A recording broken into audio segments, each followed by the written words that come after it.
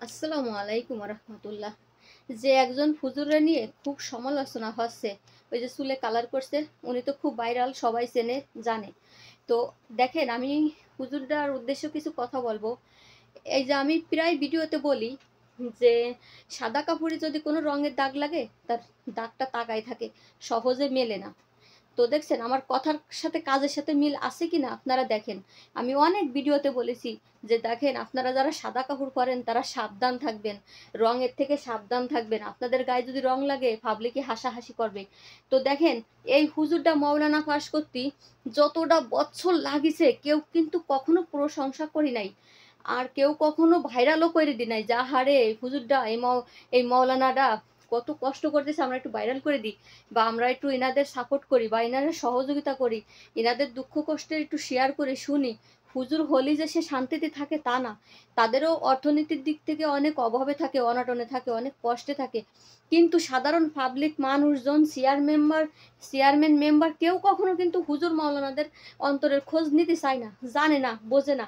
যখনই একটা খারাপ কাজে একটু লিপ্ত হয়ে যায়, তখনই কিন্তু হাতে তালি দেওয়ার মানুষের অভাব হয় না। হ্যাঁ, হাতে তালি দেওয়ার মানুষের আর অভাব হয় না। তো আমি বলবো, হুজুর আপনি শয়তানের ফ্রেববাজি পড়ে, শয়তানের দোকায় ভরে যা করছেন তা করছেন, এখন আল্লাহর কাছে খাস করে তওবা করে আপনি ভালো হয়ে নামাজ পড়েন। দেখেন, একজন একটা গল্প আমার মা বলেছিল যে এত হুজুর, এত নামাজি, এত ভালো পরেশগার, তার সুনাম কেউ বলে না। পরে আরেকজনের কাছে যে বলতেছে, ভাই আমার সুনাম কি করলে বলবে মানুষ, আমার তো কেউ সুনাম বলে না। কয় অমুকের একটা মেয়ে বের করে নিয়ে যাও, সুনাম বলবে না। যেই একটা মেয়ে বের করে নিয়ে গেছে হুজুর, এখন দেখছি সারা মানুষ হাতে তালি দিচ্ছে, ওই বলা বলি করতেছে, সমালোচনা করতেছে। তা এটা বাস্তব।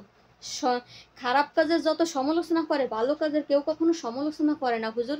তাই আমি আপনাকে বলবো যে যারা হাফেজ মাওলানা, যারা হচ্ছে কি ভালো ভালো আল্লাহর মানে আল্লাহর প্রতি ইমান থাকে অটাল, সেই সমস্ত লোকের পিছনে শয়তান পাই পাই থাকে, শিরায় শিরায় থাকে, লোমে লোমে থাকে, অঙ্গে অঙ্গে থাকে।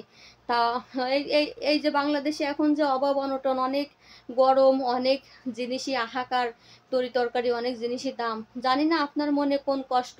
তো কষ্ট থাকতেই পারে, আপনি তো কোরআনের আয়াত জানেন। ধৈর্য ধরেন, ধৈর্য ধরে আপনি হচ্ছে কি কিছু বেশি বেশি তওবা করেন আল্লাহর কাছে, আর হচ্ছে কি এই ধরনের কাজ থেকে আর কখনো করেন না। দেখেন, আপনারে দেখলি আমার অনেক খারাপ লাগতেছে, মানুষ হাসাহাসি করতেছে। আপনি একটু ভিডিও দেখেন। ছোট ভাই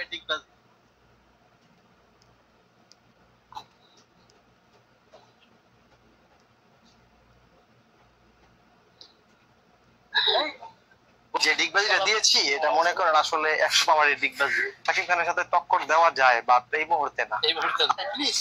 দেখেন হুজুর, আপনি কত শয়তানে আপনারে পাইছে, ডিগবাজি দিয়েও দেখাইয়ে বলতেছেন শাকিব খানের সাথে টক্কর দেওয়া যায়।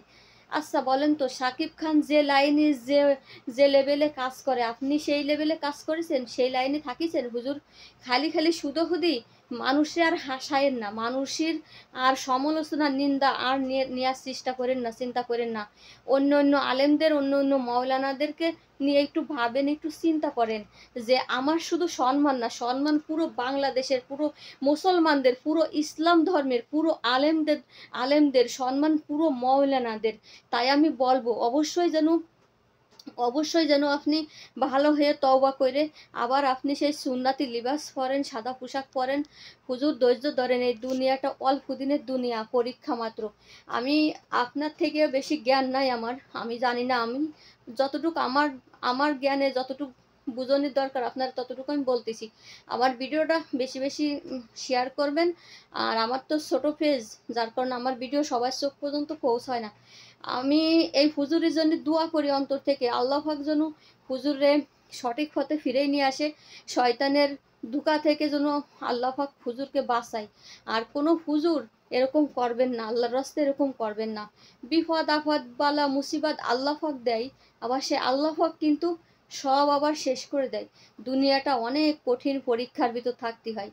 সমস্ত পরীক্ষায় যেদিন আপনি পাশ করবেন, সেদিন কি আপনি হবেন জান্নাতি, সেদিনকে আপনি হবেন ইমানদারি একটা ব্যক্তি।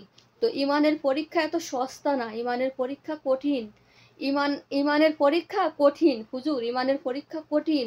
আজকে আপনি ইমানের পরীক্ষা দিতে যে হেরে যাচ্ছেন, ভাবতেও অনেক কষ্ট লাগে। তো যাই হোক, আমি আপনার একজন বোন হিসেবে অনুরোধ করব, যা করেছেন শয়তানের দুকায় পড়ে করেছেন, আপনি তো আর ফেরেশতা না, মানুষেরই ভুল হয়। তাই আমি বলবো অবশ্যই আপনি সইরে আসেন ওই জগৎ থেকে, লাফালাফি ওইগুলো বন্ধ করেন, করে হচ্ছে আপনি ভালো জুব্বা পরে আপনি যেভাবে আগে ছিলেন সেভাবে থাকেন। সবাই ভালো থাকবেন, আল্লাহ হাফেজ।